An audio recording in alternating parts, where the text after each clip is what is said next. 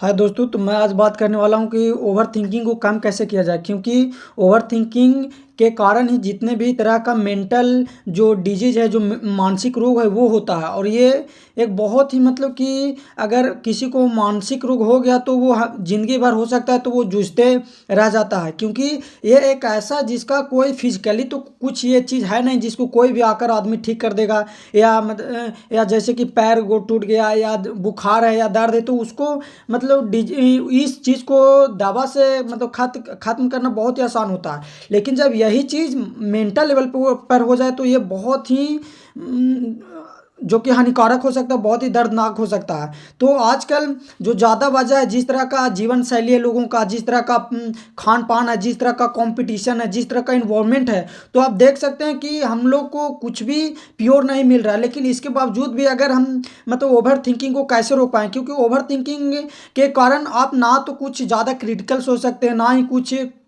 ज़्यादा बेटर कर सकते हैं अपनी लाइफ में। क्योंकि ओवर थिंकिंग एक ऐसा चीज़ है जो आपको सभी काम से छुड़ाकर सिर्फ अपने आप में ही अटकाए रहेगा और आपको पता नहीं चलेगा। एक ट्रैप सा बनता है, एक सिम्टम्स सा हो जाता है जिसके बाद आपको निकलना लगभग नामुमकिन हो जाता है। ऐसा ये डिजीज होता है मेंटल रोग, जिसके कारण आप ज़िंदगी भर दवाइयाँ खाता है लोग। डिप्रेशन इसका ही एक भाग है, ओसीडी भी है जो कि बहुत ही खतरनाक बीमारी है।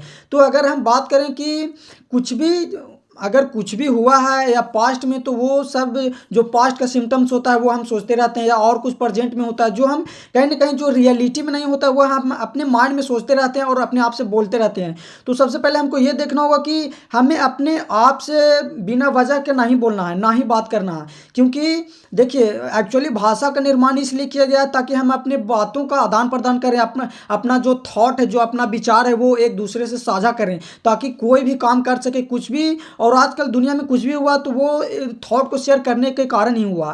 तो थॉट को इसलिए आप यूज कीजिए, जब किसी को कुछ बताना, किसी को कुछ कहना, किसी से कुछ सीखना है, तब थॉट का यूज कीजिए। जैसे कि कॉपी किताब है तो कॉपी किताब है, कॉपी कलम है, तो आप खेलने के लिए जाते हैं तो कॉपी कलम तो नहीं लेके जाते हैं, क्योंकि उसका यूज नहीं है वहाँ पर, उसका ज़रूरत नहीं है। या आप बाइक चलाते हैं तो वहाँ पर आप बात करने का ज़रूरत नहीं होता है, वहाँ पर जैसे कि आप कॉपी कलम वहाँ पर भी नहीं लेके जाते हैं। तो यहाँ पर आप देखेंगे कि भाषा का निर्माण हुआ है कि हम अपने थॉट को शेयर करें, ना कि अपने ही अपने बोलते रहें कि बिना वजह के, ना ही किसी से काम है फिर भी अपने आप में बोलते रहें। तो हमें सबसे पहले ये करना है कि हमें अपने आप से बात नहीं करना, हम अपने अपने मन में नहीं बोलना है। और जब भी इसका काम आए, जब भी इसका यूज आए, तभी इसको मतलब करना है और बोलना है। और दूसरा चीज़ ये हो सकता है कि आप अपने आप को जितना हो सके बिजी रखें। क्योंकि आजकल जो जो जितने भी मेंटल लोग होते हैं वो थिंकिंग के कारण ही होते हैं। और जब बेवजह वाली थॉट कब आता है या ओवर थिंकिंग कब आता है,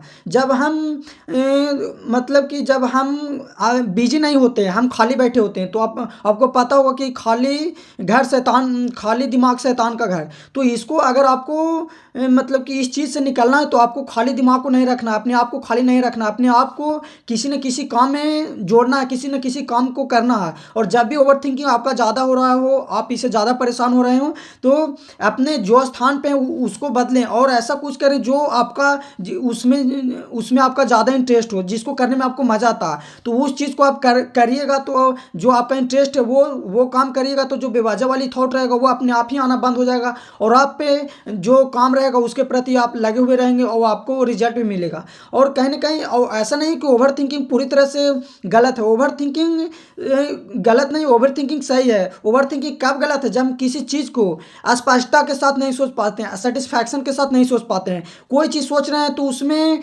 हमको भ्रम रहता है, इल्यूजन रहता है कि अरे ऐसा है, ऐसा नहीं है। लेकिन अगर वही चीज़ को सेटिस्फैक्शन के साथ सोचते हैं, पूरी स्पष्टता के साथ सोचते हैं कि नहीं, ये हम सोच रहे हैं, ये जो सोच रहे हैं वो सही है या ये गलत है, तो आप बीच में जो एंजाइटी होता है, जो जो गिल्टी महसूस होता है, वो यही सब के कारण होता है। तो ये सबसे निकलना बहुत ही मतलब कि मुश्किल हो जाता है एक लेवल पे जाकर। तो ये होता है जो ओवर थिंकिंग है, जो ना ही बुरा होता है। और अगर आप जिस तरह से इसको यूज कीजिएगा वो उस तरह से आपके जीवन में काम आएगा। क्योंकि जितने भी साइंटिस्ट हैं या जितने भी ज़्यादा बुद्धिमान लोग हैं, जिन्होंने कुछ लाइफ में ज़्यादा अचीव किया है, जो एक लेवल पे हैं, तो वो देखिएगा कि वो ज़्यादा सोचते हैं, बहुत ज़्यादा सोचते हैं। एक साइंटिस्ट है तो क्या वो हमसे कम नहीं सोचते होंगे? आप लगा सकते हैं कि साइंटिस्ट कितना ज़्यादा सोचते होंगे।